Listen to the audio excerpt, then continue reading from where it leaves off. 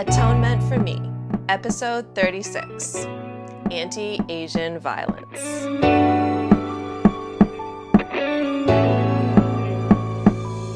Hey Magical Misfits, it's Kate and Ivy, and welcome back to Atonement for Me.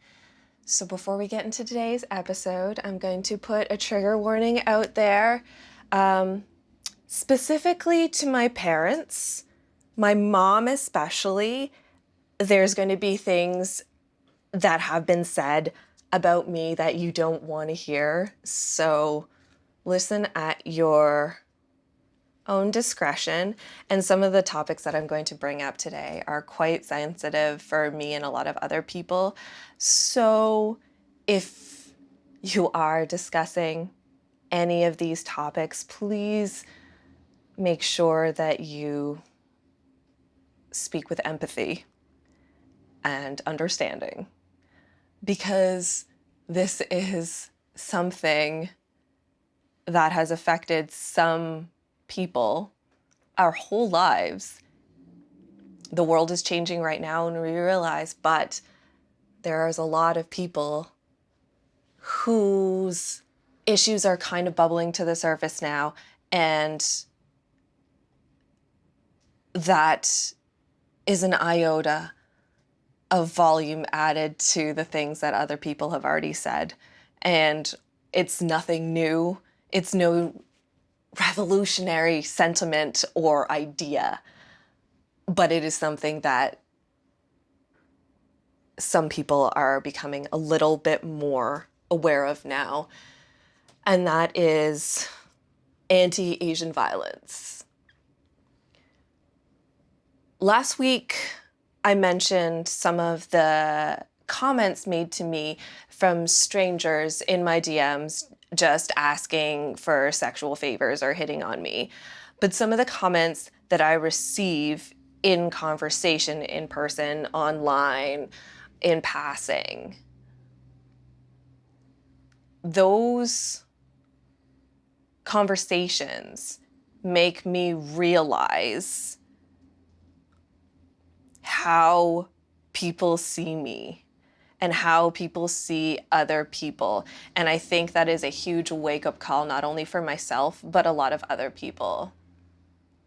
I woke up the other day to messages from people in my Asian community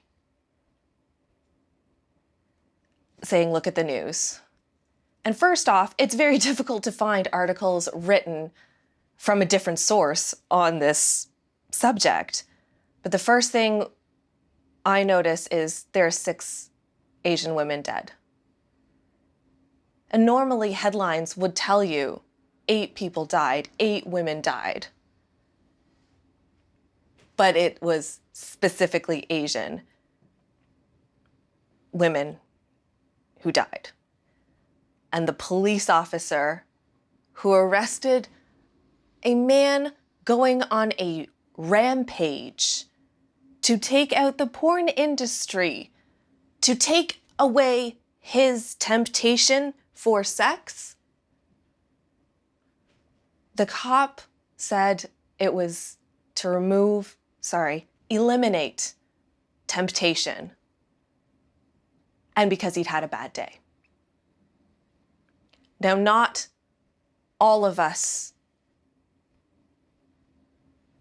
have lives hanging in the balance of whether or not a white man has had a bad day. But that is also intersectional trauma. Because as Asian women, we face xenophobia, the discrimination of being other, of not being white, not being black, not being light enough Asian, not being cultured enough.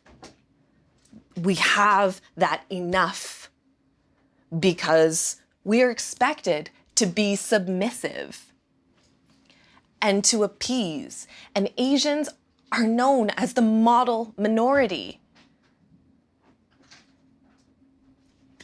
There are so many of us. How can we be considered a minority? But it's not the numbers we're looking at. It is the treatment that we are looking at. We're not just a problem pocket of people that is acknowledged every once in a while. We know this isn't where we originally came from. But we are now in a society where there is second and third generations of immigrants here. Much the same as everybody here. We know. But we are made more aware of how out of place we are, even if we were born here. And I wanted to break down one of the comments that somebody made to me when I was trying to understand where some people's aggression, frustration comes from. And we were just commenting on maybe tolerance is a good thing. Maybe we should be more tolerant. And the conversation obviously deteriorated. There's multiple people in it. But the gist of what he said to me, and I quote, "For now, with your fake oppressed bullshit, how the fuck are you oppressed? You're more white than fucking black, and you have your own business, your own YouTube, and share half-naked pictures all around the internet screaming, 'Everyone hates me because I'm Asian.' Bitch, please, the only part I liked about you was Asian, because the rest of you is a stuck-up cunt. But I'm done with the lot of you pathetic pieces of shit."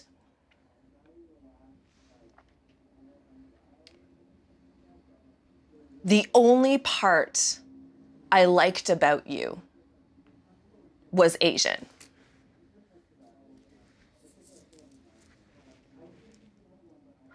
I'm not white.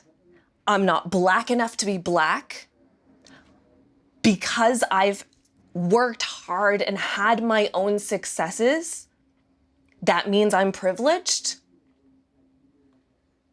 No. Because in that same sentence, you used racism against me, saying I'm this, not like you. I am other. I am not like you. You do not belong into these communities. Therefore, you are not privileged and you are not discriminated against. You are only an Asian. And placing a label on a part of me that I can't even change, that's something I have no control over. That is not even something that I would conceptualize. People don't look at themselves as half black, half white, and they look at their body parts and see which part of them is white and which part of them is black. I am not only Asian when I'm fetishized. I'm not only an Asian woman when somebody wants to fuck me. I'm not only an Asian when people need a token. I've been told by other people that my culture doesn't exist because Asia is too big. It involves too many countries. Therefore, how can it even be a culture?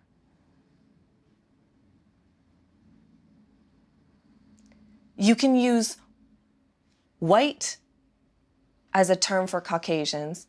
You can say black for a term for people of African descent.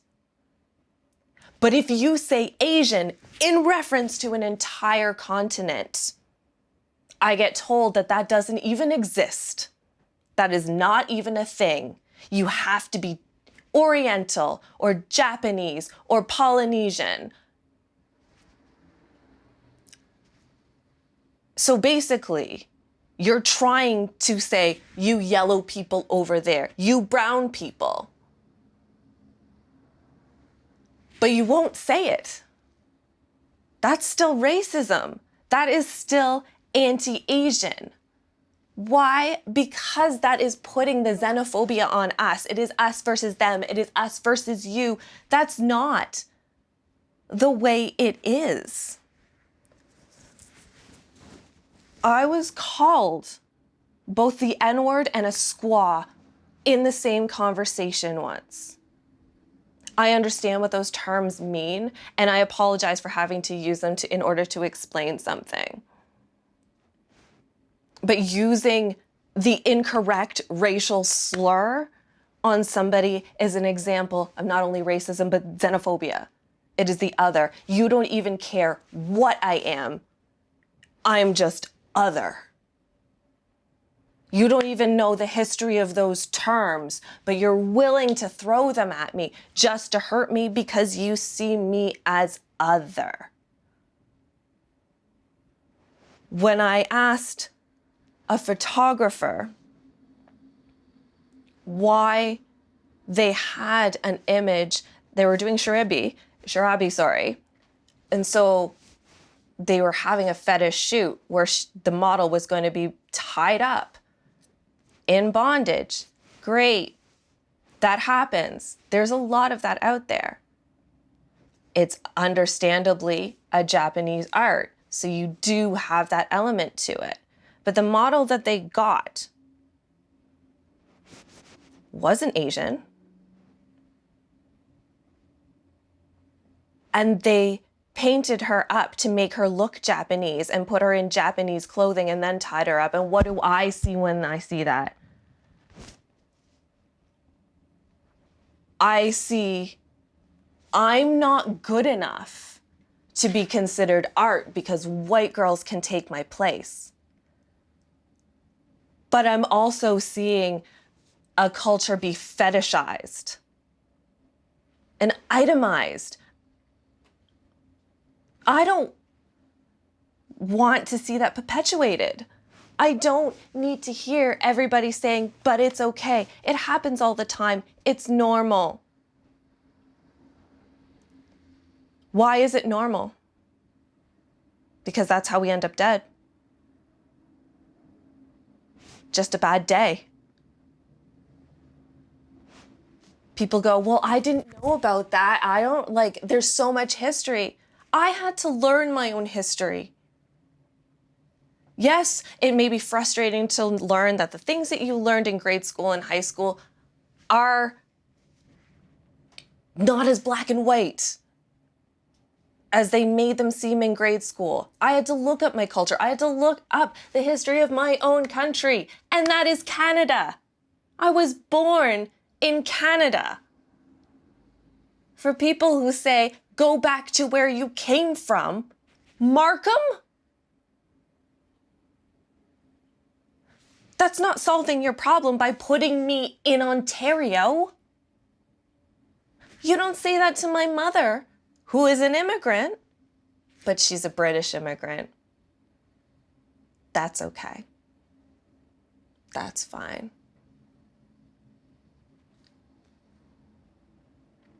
But because there are other struggles that are being projected, and the world is currently being overwhelmed with examples of violence against women, violence against Asian, violence against gays, violence against Blacks, violence against Indigenous people, violence.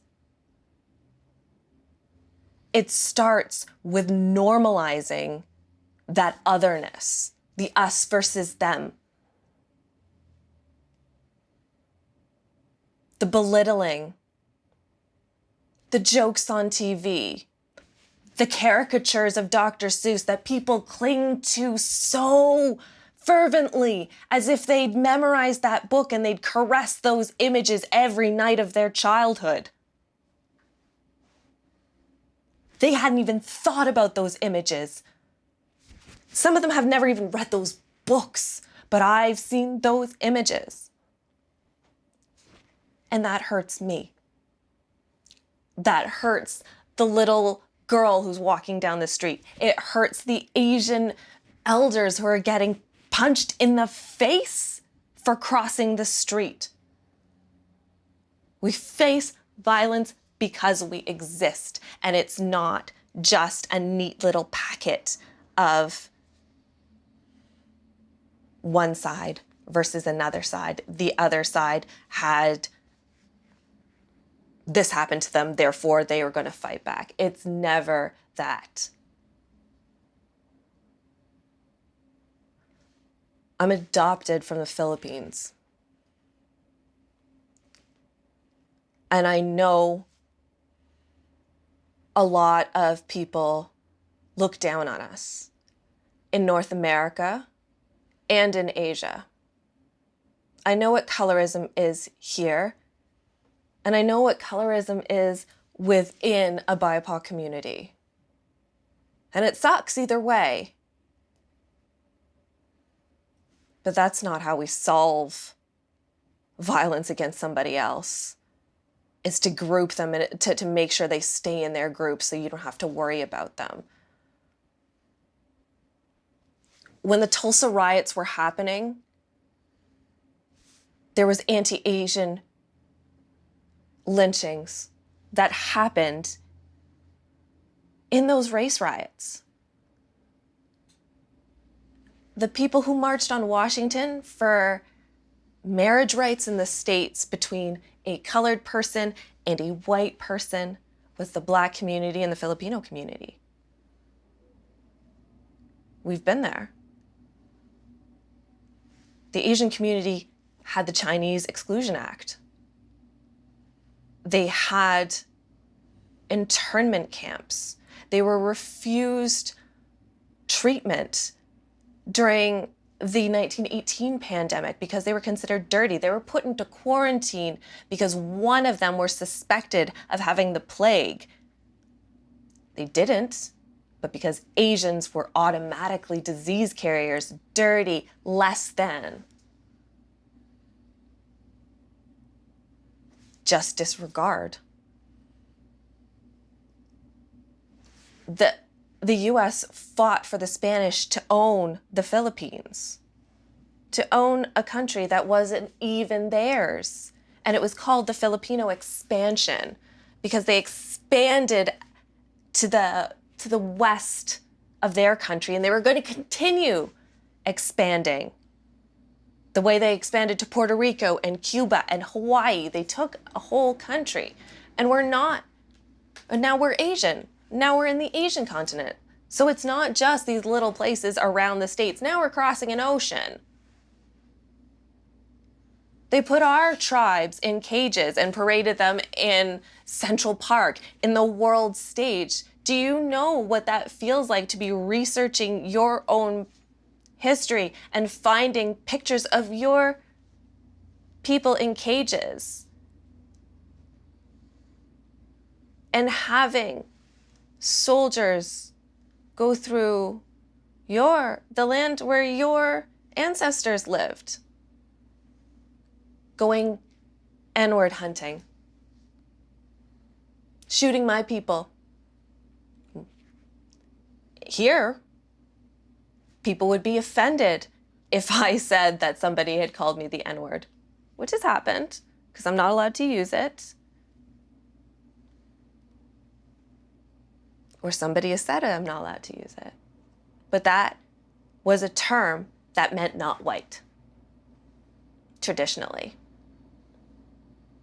And it was used as an excuse to massacre people like me. I've had members of the BIPOC community say, yeah, but you don't count.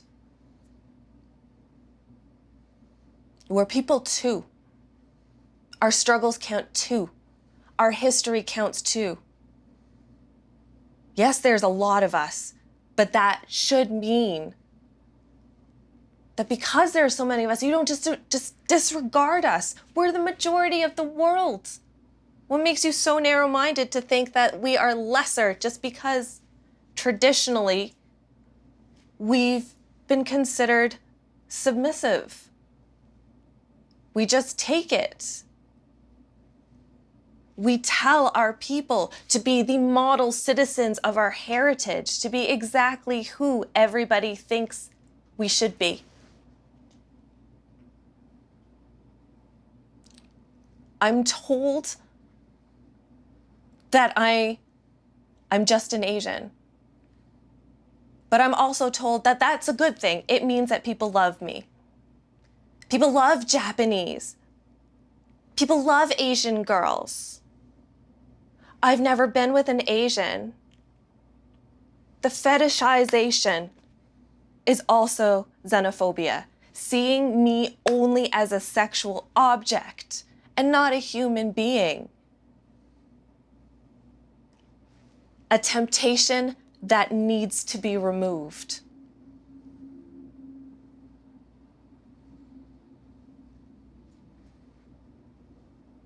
We're human. You can't remove us. We're here in this country because our countries aren't safe to live in, or our parents, our grandparents left something awful, something terrible, fought their lives to be here. And that's not enough. And that's just the tea.